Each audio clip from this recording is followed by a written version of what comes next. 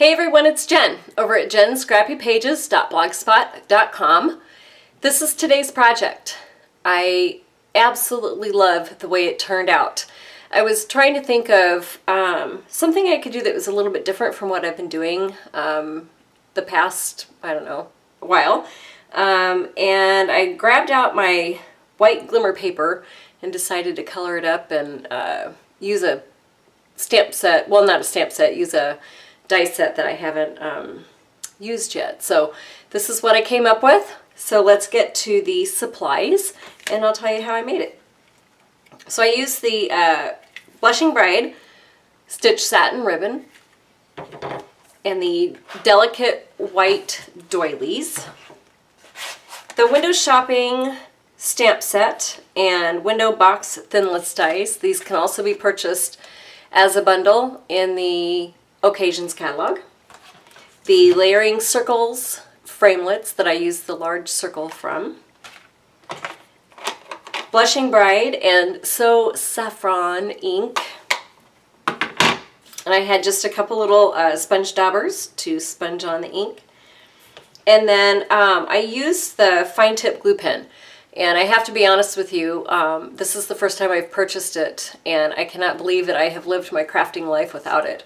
I just absolutely love the application, and it was, well, fine tip, so I could get into the small details of the die that I used. For cardstock, I used a 4 1/4 by 11 Blushing Bride, a 4 by 5 1/4 Whisper White, and a 3 3/4 by 3 3/4. And then I had a 3 3/4 by 3 3/4 Glimmer Paper, the white, and then a doily. So let's get to our Big Shot first. So I'm just going to kind of clear this out, pull out the Big Shot, and we're going to cut. So how I did this is I cut out this die first, just on the Whisper White cardstock. And you're just going to kind of want to center that in there. And then you're going to want to run this through your Big Shot or your die cutting machine a few times. So I ran it through 4 times. Just to make sure that I got all of those cuts, because it is very intricate. So then once we're done with that, we're going to take this off, and then we're going to place our large circle. Oh, it looks like it's kind of glaring, but basically you're going to want to get your circle so it's just, I mean, this thing just barely fits in here. So you're going to want to be careful that, maybe I'll bring it up here to the camera to show you. You want to make sure that your outline of your circle is right outside of some of these holes near the edge, because if you get it too close to them, then it will, I mean, it's not that big of a deal, but it will kind of cut into the very edge of your piece. So when it comes out, it's going to look like this, and that circle is just barely going to cut, you know, all the way around those images. And for time's sake, I have one with all the holes already punched out. So we're going to set that aside, and we are going to cut this out quick because I completely forgot. So I'm going to bring out my Big Shot again.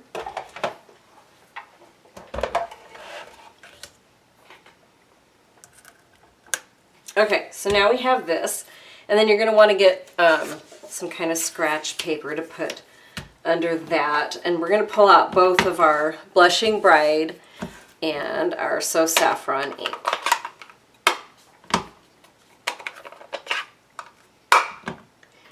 And then I just put on my little fingers here, and I didn't really have a rhyme or reason when I put this on, so whatever looks good to you. And you can use, you know, other inks as well. You can maybe even add a 3rd ink in, but I thought I would keep this one simple just by having the 2 inks. And all I'm going to do is I'm just going to dab it. So I'm just, well, just dabbing. I'm not rubbing, just kind of wanting to lay down the ink. And wherever you see fit, you know, if you want little bits of yellow or pink, you know. Each time I do this, I do it a little bit differently, and it turns out really pretty either way. So then what you're going to want to do with this is you're going to put your fine tip glue, well, just in the areas, you know, that are going to need to be, I didn't cover the whole entire area. I kind of went into through some of these bigger areas and through here. So very carefully, you're just going to set this over the top of your glimmer paper. But be careful when you do it, because the ink from underneath can come up onto this Whisper White cardstock. So what I did, oh, I guess I was covering over that. So what I did was I just took a clean piece of paper, and after I had it lined up, you know, that had all the edges lined up the way I wanted, I took this clean piece of paper and I just stuck it over the top of it. And I rubbed pretty good on it. And it does take a little while for the glue to dry onto that. So you might want to even do this ahead of time and set something on top of this. So I just like stuck my phone on it for a while. And because that's going to take a little bit to dry, I already have one that's already done. So it's just going to match up all of your edges. So next you're going to want to take out your scrap paper again. And this time I just used my Blushing Bright ink with my sponge dauber. And I started in the center of my doily and worked my way out. So that way I didn't have any harsh edges. And this one I did just kind of in a swirling motion, just color. So I went from the inside out to the edges.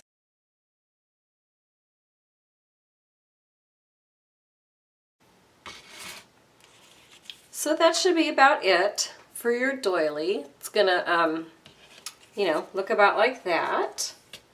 And then I'm gonna go ahead and I'm gonna set this aside, and we're going to fold our card base in half, and you can score it as well at 5.5.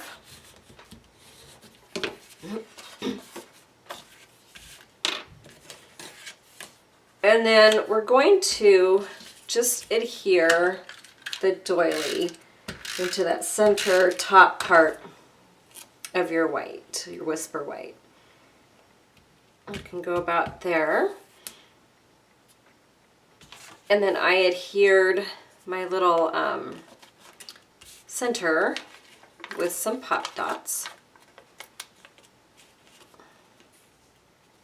That's just going to go here in the center of the doily.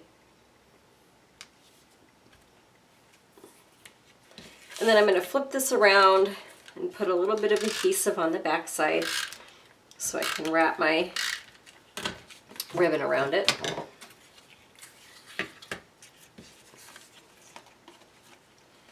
And that's going to come, you know, just maybe, I don't know, 1/4 of an inch or so down from the doily. Turn that off a little bit.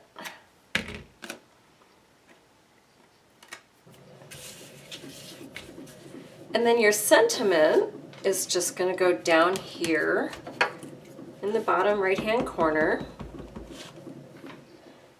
like so. A little crooked. I should have pulled it in a little closer to me.